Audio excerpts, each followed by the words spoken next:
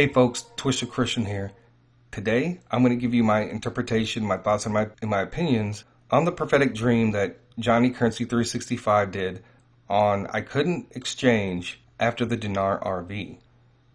There's probably going to be a lot of deception in the week or two leading up to the Dinar revaluation. Now first, before I get into this, folks, I'm not a financial advisor. I am just bringing and sharing information and giving you my thoughts and my opinions on that information. And if you guys like these videos that I make, the support links are down below in the description, and also the About section of YouTube, the Patreon, PayPal, and so on. And if you guys do join the Patreon, you guys do have access to the Discord. Listening to this dream, there's going to be a great deception. And I'm going to play the Kim Clement video. It's only 48 seconds long, which deals with by what I believe that he is talking about, whether it's individuals or private groups. There's a great code breakers. Now, if you don't know what code breakers is, code breakers really reveals what code maker brought about. In other words, prophecies come, we don't understand it. Today I want to just share for a few minutes on the dinar. While you're giving, because some of you have invested and the Spirit spoke to me and said there's great. And later on in the code breakers we're going to reveal more. There's great deception. Many have been lied to. Many are out there that are calling themselves brokers but taking advantage of your innocence in many of your lives. Hold on to everything because there's a sign. And the one thing that I did see, and I may want to share it when we do code. So you heard the words from Kim Clement, that there's great deception, and there are people calling themselves brokers and they're not, and they're taking advantage of people. And he also says, hold on to everything that you have. The first thing I'm going to do, I'm going to go ahead and play the video, just the dream itself, and then I'm going to comment on the prophetic dream dealing with the dinar. I'm going to read the whole thing one more time, and then we'll discuss it again. I had a weird dream about the Iraqi dinar revaluation, confirming that the powers that should not be don't want us to exchange. In the dream, they allowed an old white woman to exchange 3 days early only because she was getting $21,000. They used her to show that the exchange was real and wanted the people to be excited. But the truth was they used her as a stunt but had no intentions of letting anyone exchange. When the next group were going to exchange, their currency was confiscated. I said to Benny, we are supposed to exchange on the 21st. What do we do? Benny said, what day is the 21st? I looked on the calendar. It was a Friday. Benny said that day is correct. In order to get paid, we need an uprising from all the people to show we've had enough and we want what is rightfully ours. Now, folks, does that sound like a public exchange or does that sound like a private exchange? Okay, so we're going to go ahead and delve into this. So my first impression was that the dinar revaluation had happened. And for some reason, they had to wait until Friday. And my thought was, when I first heard that maybe actually the banks aren't ready. And remember, Kim Clement said nothing, nothing, nothing, and then sudden change. And so what if they don't let the central banking system know what they're going to do? Because if they did let them know what they were going to do, what do you think would happen to Iraq? What kind of retaliation if they let the banks know? Okay, so this is going to give time for the scammers to set up whatever plan that they have, right? They might even be planning it in advance right now, the way that I look at this. All right, so I'm going to go ahead and just play it and then go over each individual part. About the Iraqi dinar revaluation, confirming that the powers that should not be don't want us to exchange. In the dream, they allowed an old white woman to exchange 3 days early only because she was getting $21,000. Okay, they don't want anybody to exchange. So in order for them to try to get not as many people to exchange, if they can get people scammed or deceived into sending their dinars, and even the banks might even resist. 3 days earlier, they allowed her to exchange. But this is a deception. So if they announce the Dinar RV And the banks are thrown off guard, and they're telling people, we need time to put ourselves together. People can start coming in on Friday and start exchanging their dinar. Right? That's a possibility. They exchanged for her because she only had 21,000. And they're using a symbol that would seem to be believable, right? Like a white old lady. Like who everybody trusts a white old lady for the most part, right? Especially if you're trying to show something on TV and to make it truthful. They used her to show that the exchange was real and wanted the people to be excited. But the truth was they used her as a stunt, but had no intentions of letting anyone exchange.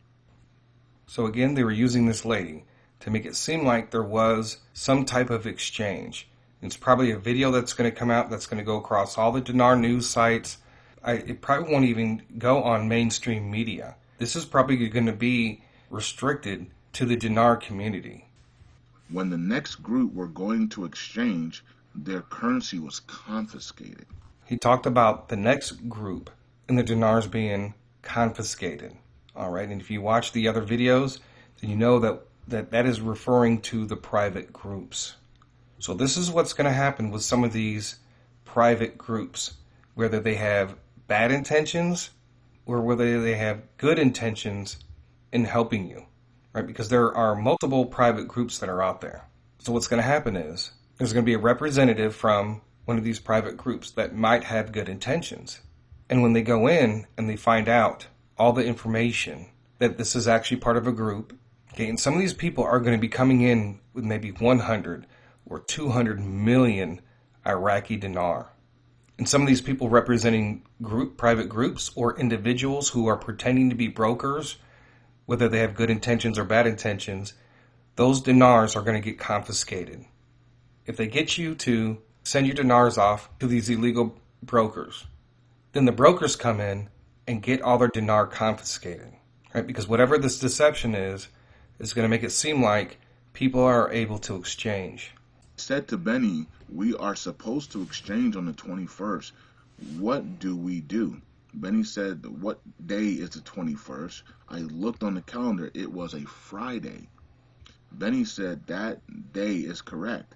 In order to get paid, we need an uprising from all the people to show we've had enough and we want what is rightfully ours. All right, so the man said something to Benny. Now, Benny is like one of us, and Johnny, we talk about the dinar, right? And when these people who take your dinars, when whoever the scammers are, when they take your dinars and they go to the bank and it gets confiscated, those people are going to be coming to us. Hey, I was part of this group. Hey, Johnny. Hey, Benny. We were part of this group. What do we do? Right? He's going to give the suggestion. And Benny said that we need to basically have an uprising, so we can get our dinar back. Now, if the banks confiscate it or the government confiscates those dinars, those people from those groups, those are the people that are going to be in the uprising. Because if anybody comes to me, I said, well, if you've been listening to this channel, you should have asked for your dinars back. That would have been the first step. And if you didn't get them back, then you need to start filing FBI reports on these illegal brokers. Because that's going to be pretty crazy, folks. I can see it already happening because people are in those private groups now and they're not getting out and they fully trust it 100%. And what did the prophets say? Hold on to everything. Don't give it to anybody. So there's going to be an uprising so the people can get paid. So whether it's the banks or whether it's the government holding those funds, when one of these illegal brokers come in with 100 million dinars and sets that on the table, I can almost guarantee that it's probably going to be confiscated. It's going to be very difficult to get your dinars back if it gets confiscated because you're going to have to prove that you gave it to this particular person and how much. And it might be very well that the banks or the government will want to keep all those dinars for themselves. Even though that they talked about the uprising so that we can get paid, there wasn't an end point to the dream. So we don't really know what happened in the end. We can only speculate that maybe some people will get their dinars back. Now, folks, does that sound like a public exchange or does that sound like a private exchange? So it sounds like to me this does deal with a private exchange. And it sounds like to me there's going to be some type of plan or grand deception that's going to be planned by a group, or even maybe the banks or government, or maybe even groups that we haven't even heard of yet that will rise up. And he said Friday the 21st. Now, does that give us a clue on when the dinar will revalue? Friday the 21st. Now, when I went back and I looked at the comment section on Johnny's video, at the time, I only saw one person make a comment. One of the things that he pointed out was that the 21K for a 25K note, dinar note, would mean a minimum, would actually mean an RV of 84 cents on the dollar. So which means maybe it was 86 or even 89 cents or even 90 cents. And after everything was done, that's what she ended up with, was 84 cents. Now remember what Prophet Robin said. He said when the dinar RV first happens, it's going to come out a little bit less than $1. So 84 cents to 90 cents would be right on point. So when the man was talking to Benny, he says that we were supposed to exchange on the 21st. And Benny asked what day it was, and he said Friday. The only time this year is October 21st, 2022. Approximately 7 months away. If you take this dream literally, at least for this year, it would be October the 21st is when the dinar RV would take place. I find that very interesting. So that all remains to be seen. I mean, if the dinar revaluation happens on October the 21st, that'll be completely mind-blowing. But also, too, you got to remember that Kim Clement always talked about the fall. Things happening in the fall. Dealing with so many things. And even people attributed some of the Kim Clement dinar prophecies to the season of fall. Now, going to the year 2023, if we don't get an RV by the end of this year, which I personally cannot see it.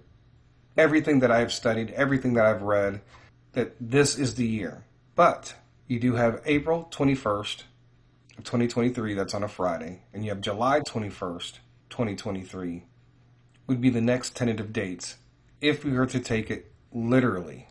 So out of that specific prophetic dream, we got a rate and we got possibly a date.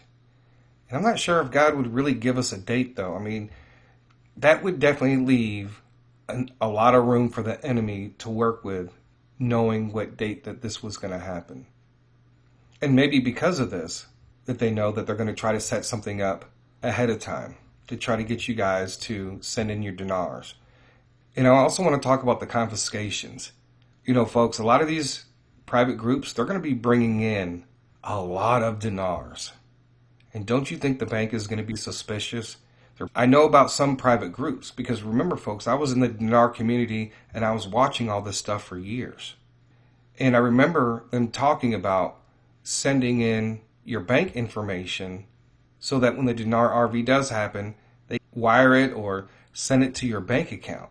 If you're an illegal broker or an unregistered broker going into a bank with 100 million and you plop it down and you say, here are the instructions, you're going to send all these dinars to all these different people, you're going to send USD to all these people through the banking system. There's going to be a bunch of red flags. The dinars will be confiscated, and that's when people will have to rise up. But we can avoid all of that if you just avoid the 800 numbers, if you avoid people who are talking about the 800 numbers, and avoid people who are talking about redemption centers. And for people who have already given to these private groups, you're going to ask these people in this group to send back your dinar. Because if you don't, you might as well count it as a loss and go out and get more. If you sent somebody 1,000,000 dinar and that's all you had, and you haven't bought any more and you're depending on this one group or one person to get you rich, that doesn't make any sense at all whatsoever. You need to go out and stock up on your dinar. I am pretty sure that some of these people that come in and they get their dinars confiscated are going to be investigated for being an unlicensed broker. So, and basically what it looks like, what Benny was saying, was to call for a return of the frozen dinar funds. So let's avoid that. If you are part of a private group that is not licensed or registered with the government, most definitely you need to ask for your dinars back. And no one can promise you you're going to get a better rate than the banks. And I'm calling on all those private groups, those leaders of those private groups, that if you don't want to get into serious trouble, whether you have good intentions or not, that you need to start returning the dinars and start making phone calls and get people's dinars back to them before you end up in a lot of trouble.